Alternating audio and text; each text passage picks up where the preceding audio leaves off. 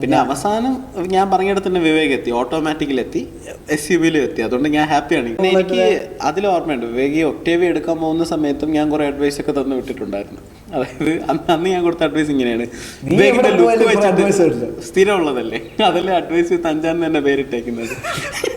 നമ്മുടെ പോഡ്കാസ്റ്റിന്റെ പേര് അങ്ങനെയാണ്, അഡ്വൈസ് വിത്ത് അഞ്ചാൻ. അഡ്വൈസ് കൊടുത്ത് അങ്ങനെ ആയത്. അതായത് ഒക്ടേവിയ എനിക്കും ഇഷ്ടപ്പെട്ട വണ്ടി. അപ്പം ഞാൻ അന്ന് പറഞ്ഞ് മറ്റേ ഓട്ടോമാറ്റിക് എടുക്കാൻ പറഞ്ഞു.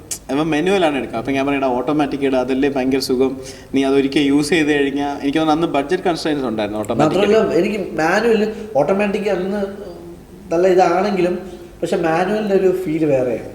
ഞാൻ അങ്ങനെ പറയുന്ന കുറെ പേരെ കേട്ടിട്ടുണ്ട്.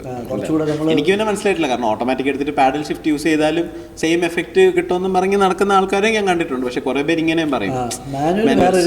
പിന്നെ എനിക്ക് തോന്നുന്നു ഞാൻ അന്ന് പറഞ്ഞു, വിവേകിന്റെ ഒരു സൈസും ലുക്കൊക്കെ വെച്ചിട്ട് ഒരു SUV വന്നിറങ്ങുന്ന ഒരു ഫീൽ ഒരിക്കലും ഒരു സെഡാനിൽ വന്നാൽ കിട്ടൂല. ഇപ്പൊ ഫോർച്യൂണർ ഓക്കെയാണ്, പജീറോ ഓക്കെയാണ്.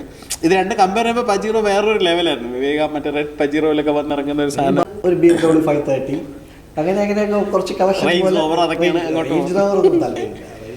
താല്പര്യം ഇല്ലാന്നല്ല, എനിക്ക് റേഞ്ച് ഓവർ വോഗൊക്കെ ഭയങ്കര ഇഷ്ടമാണെന്ന് ഞാൻ പറഞ്ഞു. പിന്നെ അവസാനം ഞാൻ പറഞ്ഞിടത്ത് തന്നെ വിവേക് എത്തി, ഓട്ടോമാറ്റിക്കിലെത്തി, SUV എത്തി. അതുകൊണ്ട് ഞാൻ ഹാപ്പിയാണ്. കുറച്ച് ആദ്യമേ കേട്ടില്ലെങ്കിലും ഒരു 3-4 വർഷത്തെ ഗ്യാപ്പിൽ നമ്മൾ